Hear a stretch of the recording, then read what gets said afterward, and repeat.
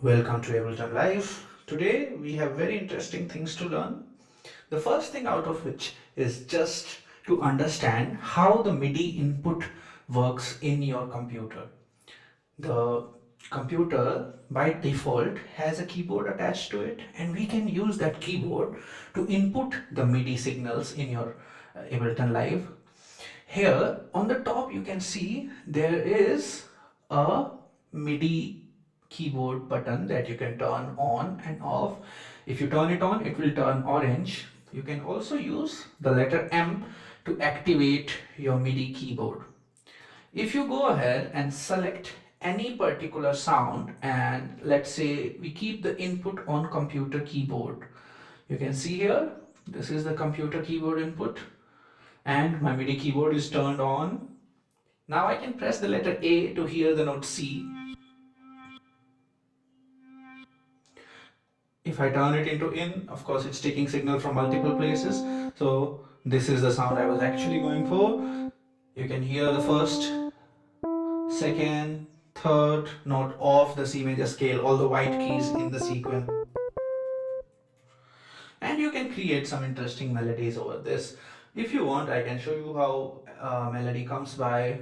I put it on record and let's go for it. 2, 3, 4.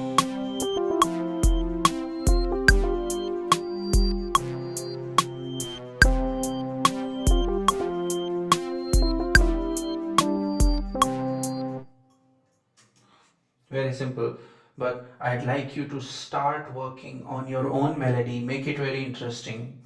The next part that we are going to learn is basically just using what we call as FM synthesizer.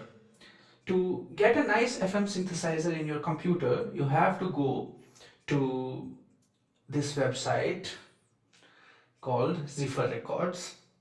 Maybe that's not how we pronounce it. XFER is Ziffer for me.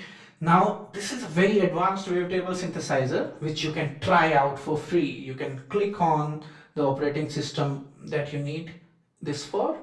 If you need it for OS X or for Windows, we can download this with a simple sign up process, and you can use this Serum synthesizer in your Ableton Live. If you want to get a hang of it, I would recommend that you get a demo first and then probably go for a full version if you like it. There are also many other options available. Even some of them come by default in Ableton Live's full version called Wavetable. And there is a synthesizer by Native Instruments called Massive. I already have that. So I wanted to show you something that you can get down easily for free. Today we will be learning the concepts of FM synthesizer. This is basically how a computer creates a sound once it listens to your MIDI signal. We have the serum here and it will say that we can only use it for 20 minutes or so.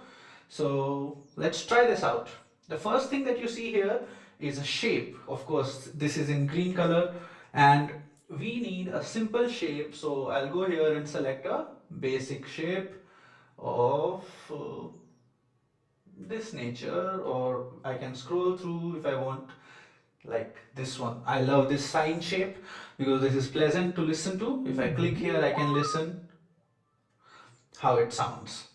The four concepts, essentially a single concept, ADSR, are very important to understand how the sound behaves once it is in a computer. This tells you that there is a parameter called attack. You can see this first envelope here. The attack, we call it A, the decay D, the sustain S, and release R. So ADSR principles are essential to designing your own sounds for your computer. Now we have the first parameter, attack. This is a parameter of time. You can see it's in milliseconds and I can move it up or down essentially to create a softer sound. If I want, I can drag it up. It will take it this much time, 450 milliseconds, almost half a second, to reach to the peak loudness of this particular sound. This is the sound and how it is going to behave like this. It will take this much time, the attack time, to reach to its peak loudness. I would like to reach its peak loudness almost in no time, so I just keep it in the beginning and it comes with a certain attack, right? Probably now you can understand why it is called attack. This is how the sound attacks into being. The next one is decay. You can see that this totally elongates this particular parameter from this point to this point. This is called decay because this is also a value in time, and this time is basically going to be the time that it takes for the sound to slowly go down to the sustain level. And you guessed it right, the next is the sustain level. The sustain level is the volume of your particular sound. If the sustain level is very high, the sound is going to be loud. If the sustain level is low, for the most part it's going to be very soft. I usually like to keep, when I'm teaching, sustain pretty obviously in the middle so that you can make out that it was louder when it attacked and then it got softer. The last parameter is called release.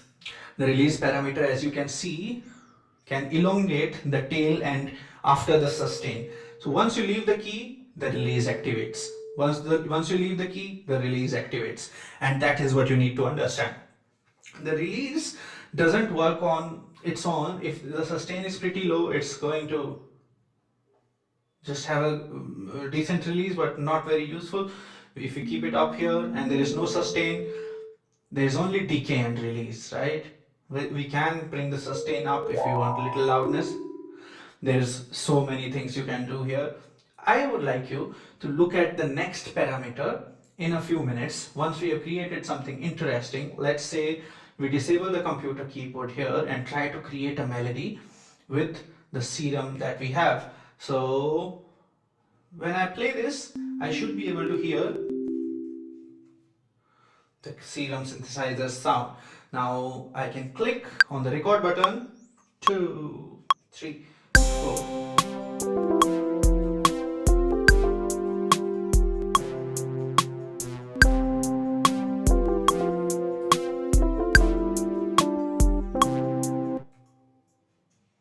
So I was just creating something. Now I'm ready to record it. Let's record it. 1, 2, 3, 4.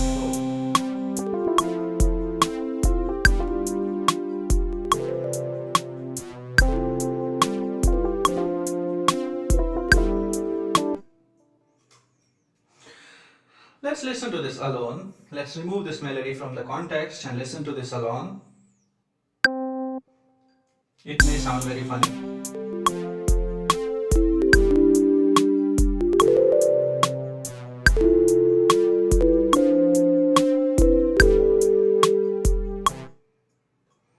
Hopefully you will create some better sound than this.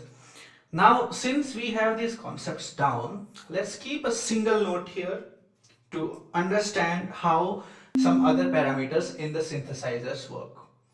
Like I said, this is an FM synthesizers and it basically modulates the frequency, which is why it is called FM, which is frequency modulation.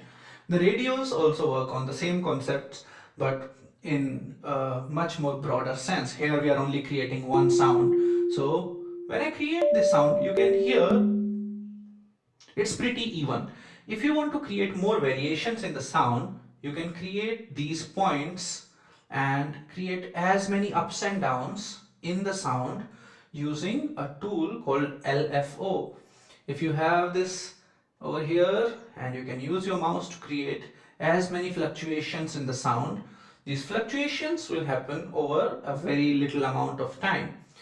However, since the frequency is going to be very low, it means it will happen fairly less number of times in a second. You will be able to hear it much more drastically.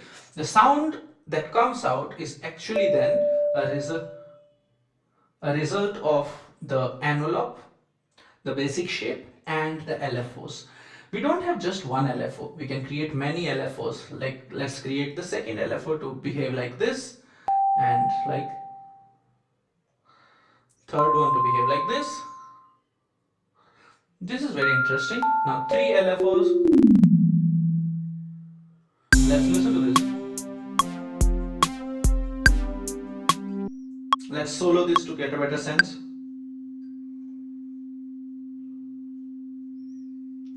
If I change this,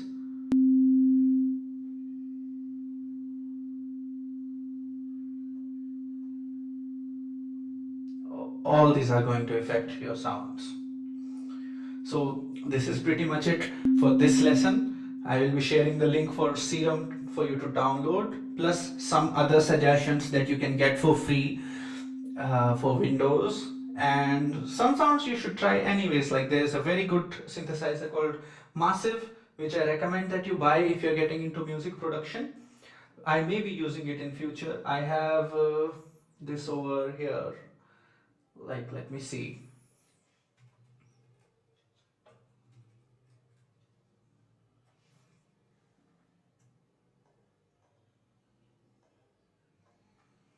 Here you go. This is how Massive looks. Yeah, it's open. Now we have some presets that I can't load right now. Somehow my presets have gone out of place. But you still work with the same few parameters of basic shapes, oscillations. You can see a nice envelope here. You can select the basic shape here, and it will still work just like the Serum does. And similarly, we have a wavetable synthesizer in Ableton, which comes with the full version of Ableton Live, which is called Suit. So if I go in instruments, I can find the wavetable. You can see this will show up here. You have the basic shapes, very easily switchable. There is an envelope, 1, 2, 3 here, LFOs are over here, and this can change the sounds drastically as well. I usually like, oh, very square wave. This is a synth wave for you to listen. Just use these parameters if you want to create your own sound. Otherwise, you can always look for some great presets. For example, in Serum, you will find the presets hanging around over here on the top. You can see if you want a lead sound, if you want a pad sound. So you're never really out of sounds if you are able to download anything from the internet and use it. See how beautiful sounds. Use this. A lot of electronic music producers use this all the time to get the results that they want. As a beginner, I recommend that you choose your sounds carefully and try not to manipulate them too much. Only when you have heard a few sounds and observed how their wavetables look like, I recommend that you start manipulating them to your taste. Remember the 4 principles. A is for attack, time. D is for decay, time. S is for sustain volume level. How loud is it going to be after it has decayed?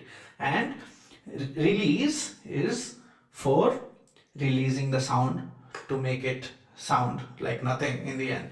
So I hope you understood everything. I'll be sharing some links. Have fun. We will continue with some more concepts in the next lesson.